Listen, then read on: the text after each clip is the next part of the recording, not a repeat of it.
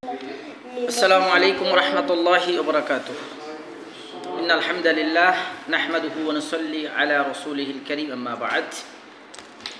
আলহামদুলিল্লাহ, আমাদের সাপ্তাহিক যে দার্স আমরা আলোচনা শুরু করেছি উসুলুস সালাসা এর দ্বিতীয় উসুল, সেটা হচ্ছে মা'রিফাতুল আবদে নাবিয়্যাহু, বান্দা তার নবী সম্পর্কে জানবে। তো এ সম্পর্কে আমরা গত দার্সে আলোচনা করেছি নবী সাল্লাল্লাহু আলাইহি ওয়াসাল্লামের জন্ম এবং তার বংশ। নবী সাল্লাল্লাহু আলাইহি ওয়াসাল্লামের জন্ম এবং তার বংশ নিয়ে সংক্ষেপে আলোচনা করেছি। তো আজকে আমরা প্রথমে নবী সাল্লাল্লাহু আলাইহি ওয়াসাল্লামের যেটা সৃষ্টিগত আকৃতি গঠন সেটা সম্পর্কে একটু জানব। তো এ ব্যাপারে আনাস রাদিয়াল্লাহু আনহু থেকে একটি হাদিস বুখারীতে এসেছে, 3547 নম্বর হাদিস, অনেক লম্বা হাদিস। তো সেখান থেকে আমরা সংক্ষেপে হাদিসের মূল পর্বটা নিয়ে আসবো ইনশাআল্লাহ। তো তিনি বলছেন রাসূল সাল্লাল্লাহু আলাইহি সাল্লামের আকৃতি অবয়ব তিনি বর্ণনা করছেন সে হাদিসে। তো তিনি রাসূল সাল্লাল্লাহু আলাইহি সাল্লামের আকৃতি গঠন বর্ণনা করতে গিয়ে প্রথমে বর্ণনা করেছেন যে আমি নবী সাল্লাল্লাহু আলাইহি সাল্লামের বুকে একটা দাগ দেখেছি। বুক থেকে নিয়ে একেবারে পুরো বুকটা কি দাগ দেখেছি। তো এর কারণও তিনি বর্ণনা করছেন যে রাসূল সাল্লাল্লাহু আলাইহি সাল্লামের দুধমাতা হালিমা ছিলেন, আমরা জানি, ওখানে আমরা আলোচনা করে আসছি গত সপ্তাহে। তো দুধমাতা হালিমা এর কাছে যখন ওই যে দুধ পান করানোর জন্য দেওয়া হয়, তো প্রথম তো 2 বছর দুধ পান করান, এরপরে আবার তাকেই লালন পালন করতে থাকেন। তো তিনার কাছে প্রায় 6 বছর পর্যন্ত নবী সাল্লাল্লাহু আলাইহি সাল্লাম ছিলেন।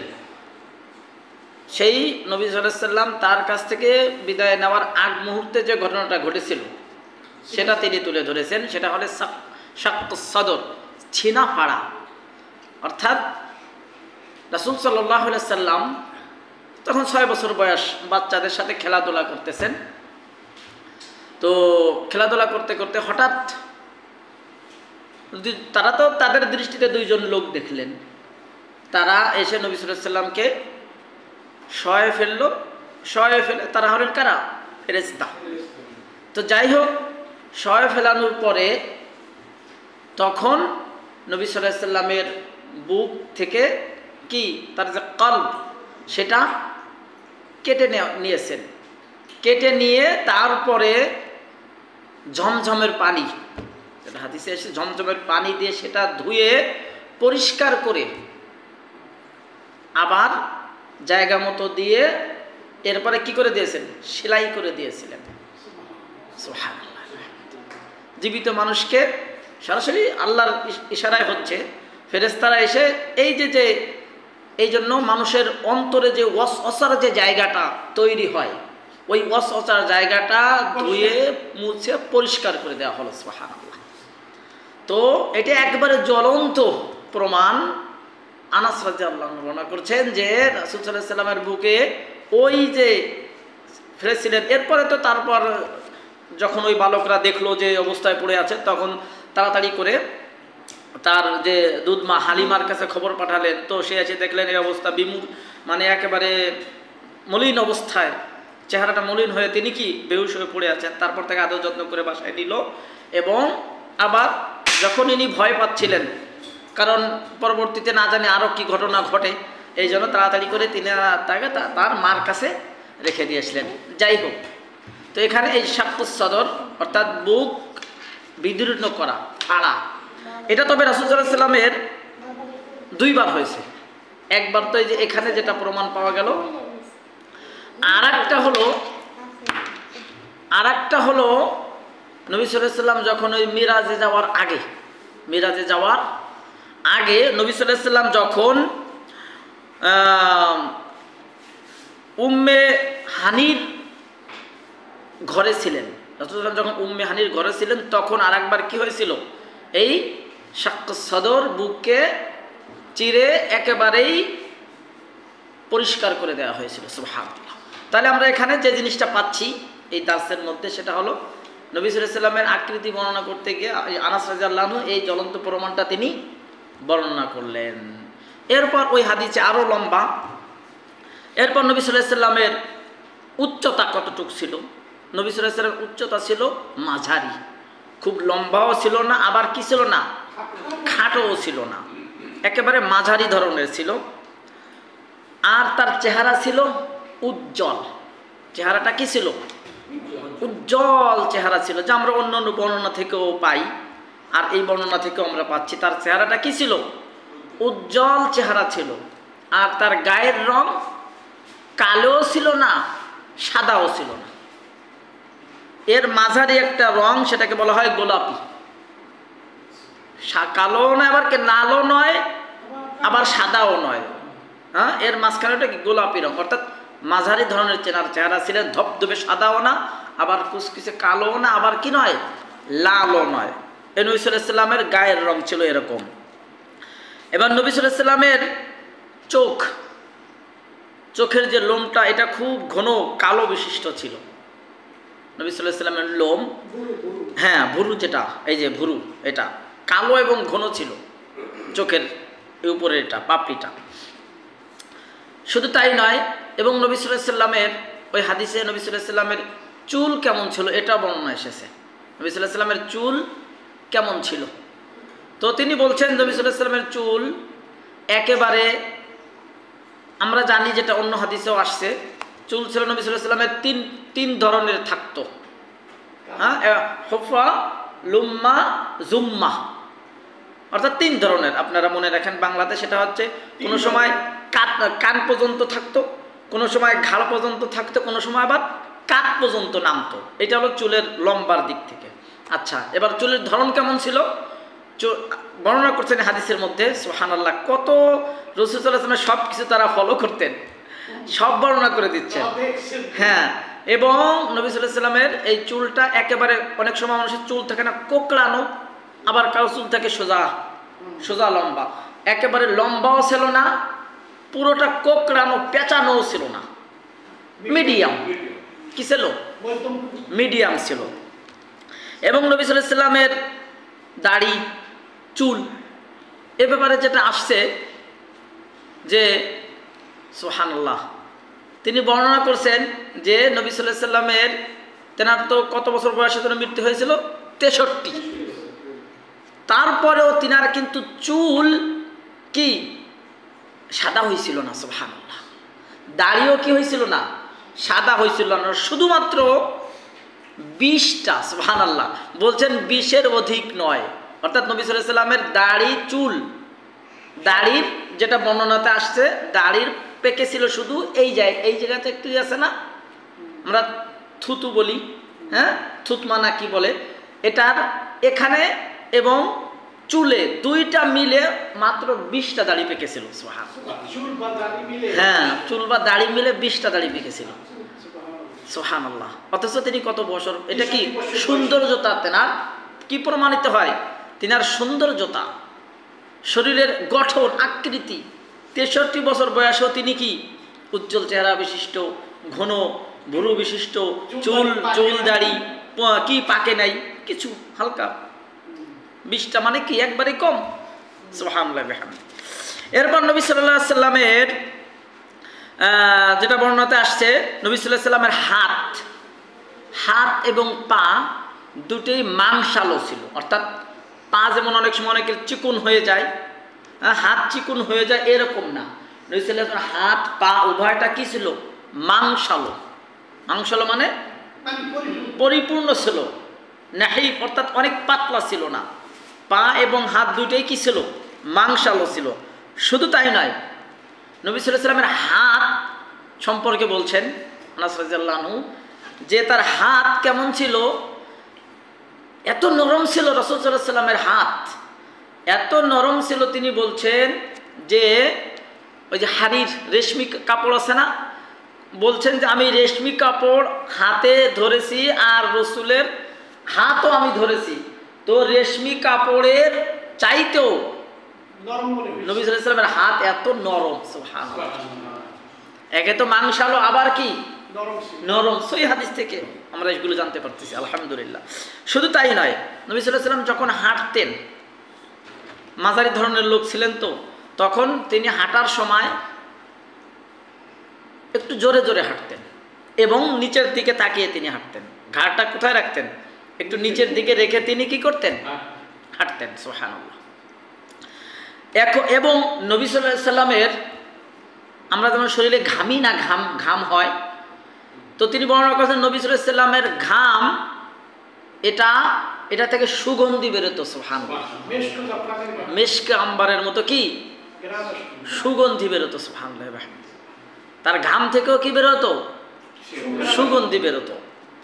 এভাবে নবী সাল্লাল্লাহু আলাইহি ওয়াসাল্লামের কিছু আকৃতি, গঠন, অবয়ব বর্ণনা হয়েছে হাদিসে, এবং শামায়েলে তিরমিজির মধ্যে আরও বিভিন্নভাবে বিভিন্ন রওয়ায়াতে বর্ণিত হয়েছে। তো যাই হোক, আমরা যে আকৃতিগুলো জানলাম, আমাদের ফায়দাটা কি? এটা হলো আমাদের মূল একটা টার্গেট। ফায়দা হলো, রাসূল সাল্লাল্লাহু আলাইহি ওয়াসাল্লাম একটি হাদিসে বলছেন যে যারা আমাকে স্বপ্নে দেখবে তারা যেন আমাকে বাস্তবে দেখলো, সুবহানাল্লাহ। কেন? শয়তান আমার সুরত গ্রহণ করতে পারবে না। আল্লাহু আকবার।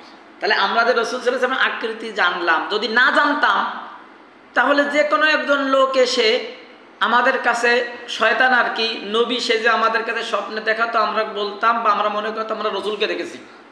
কিন্তু এখান থেকে আমাদের তো জানলাম, প্রমাণিত হয়ে গেল রাসূলের সাহাবীদের বর্ণনা অনুযায়ী তার আকৃতি কেমন ছিল। এর বিপরীতে যদি স্বপ্নে কেউ আমাদেরকে দেখা দেয় তাহলে আমরা বুঝবো শয়তানে। কারণ আমরা যে আকার আকৃতি জানলাম, এটা প্রকৃত কার আকার আকৃতি? রাসূল সাল্লাল্লাহু আলাইহি ওয়াসাল্লামের আকার আকৃতি, এবং তার আকার আকৃতি শয়তানে সুরত ধরতে পারবে না, সুবহানাল্লাহ। তাহলে রাসূল সাল্লাল্লাহু আলাইহি ওয়াসাল্লামের জীবনী, রাসূল সাল্লাল্লাহু আলাইহি ওয়াসাল্লামের আকৃতি জানাটা আমাদের বড় একটা ফায়দা। এবং তিনি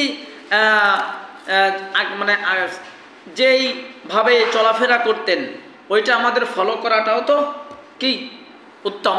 তবে যে চুলের কথা বলা হলো, অনেক সময় অনেকে কি করে, এই বাবরি চুলকে সুন্নাহ ফতোয়া দেয়।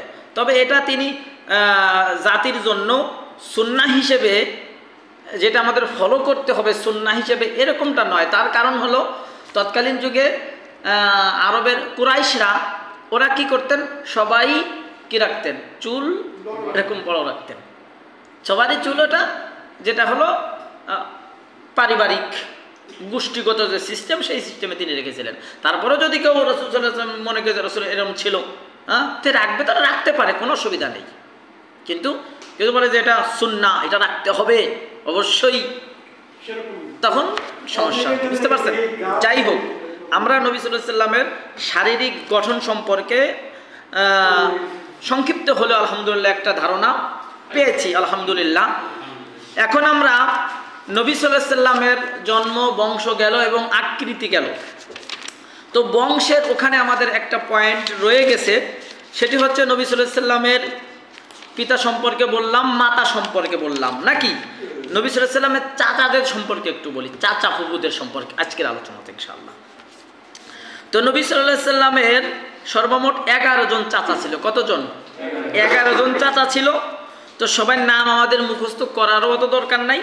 তো যাদের নামগুলি সাধারণত আসে, আবু তালিব। কি নাম আসে? আবু তালিব।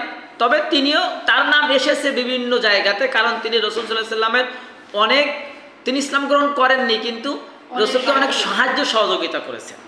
এই জন্য আবু তালেবের নাম, যেমন তাকে লালন পালনের দায়ভারও তিনি নিয়েছিলেন। তবে এই জন্য তার নাম এসেছে বারংবার বিভিন্ন হাদিসে।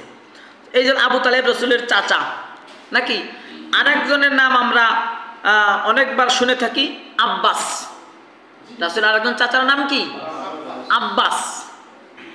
আরেকজনের নাম আমরা শুনে থাকি হামজা। এই 3 জনের নাম বেশি শুনি। জি, হামজা রাদিয়াল্লাহু আনহু রাসূল সাল্লাল্লাহু আলাইহি ওয়াসাল্লামের চাচা এবং রাসূলের দুধ ভাইও সে। জি, তাহলে আমরা 11 জন চাচার ভিতরে 3 জনের নামটা বেশি বেশি আসে।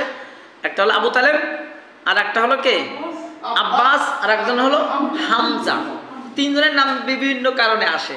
তো তবে আবু তালেব ইসলাম গ্রহণ করেন নেই, হামজা আর কে আব্বাস ইনারা ইসলাম গ্রহণ করেছিলেন।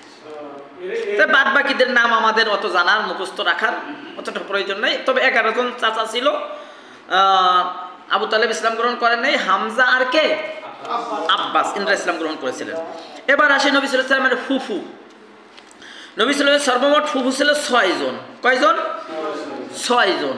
তার মধ্যে 5 জন হলো নবী সাল্লাল্লাহু আলাইহি ওয়াসাল্লামের আব্বার সহোদর বোন, অর্থাৎ আপন ফুফু। কয়জন? 5 জন, একজন অন্য। তাহলে আপন ফুফু আর সহোদর, তার আব্বার সহোদর বোন, মানে আপন বোন ছিল কয়জন? 5 জন। এই মোট আর হলো মোট 6 জন। এই 6 জনের আমরা সবাই নাম মুখস্থ রাখছি না। তো 6 জনের মধ্যে কোনো বর্ণনা আছে একজন ইসলাম গ্রহণ করেছে, আবার কোনো বর্ণনা আছে কেউ কেউ বলছেন ইতিহাসবিদগণ 2 জন। তো একজন হলেন সাফিয়া, সাফিয়া বিনতে আব্দুল মুত্তালিব, সাফিয়া বিনতে আব্দুল মুত্তালিব, কারণ আব্দুল মুত্তালিবেরই তো মেয়ে, তাহলে সাফিয়া বিনতে আব্দুল মুত্তালিব। আর এই যে সাফিয়া, এ হলেন ওই যে হামজাদের চাচা ইসলাম গ্রহণ করেছিল, হামজা, হামজার আপন বোন। হামজার আপন বোন হলো সাফিয়া বিনতে আব্দুল মুত্তালিব, সে ইসলাম গ্রহণ করেছিল। আর অন্য এক বর্ণনা আসছে যে আতিকা, আতিকা নামও তার একজন ফুফু ছিলেন, তিনি কি রাসূল সাল্লাল্লাহু আলাইহি ওয়াসাল্লাম তিনি ইসলাম গ্রহণ করেছেন, এটা কোনো বর্ণনা আছে।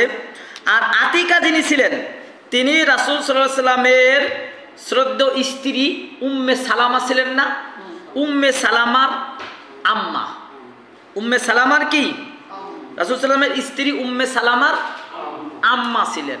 এই 2 জনের নাম বর্ণনাতে আসে, যে সাফিয়া বিনতে আব্দুল মুত্তালিব যিনি হামজার আপন বোন, একজন ফুফু ইসলাম গ্রহণ করেছেন। কোনো বর্ণনা আছে আতিকা রাদিয়াল্লাহু আনহা তিনিও ইসলাম গ্রহণ করেছেন। আলহামদুলিল্লাহ, আমরা আজকে আলোচনায় রাসূল সাল্লাল্লাহু আলাইহি ওয়াসাল্লামের আকৃতি এবং তার চাচা এবং ফুফু সম্পর্কে আমরা সংক্ষেপে জানলাম। আল্লাহ তাআলা আমাদের রাসূল সাল্লাল্লাহু আলাইহি ওয়াসাল্লামের সার্বিক জীবনী জানার, সে অনুযায়ী আমল করার তৌফিক দান করুক। আল্লাহুম্মা আমিন। মা আসসালাম। আসসালামু আলাইকুম ওয়া রাহমাতুল্লাহ।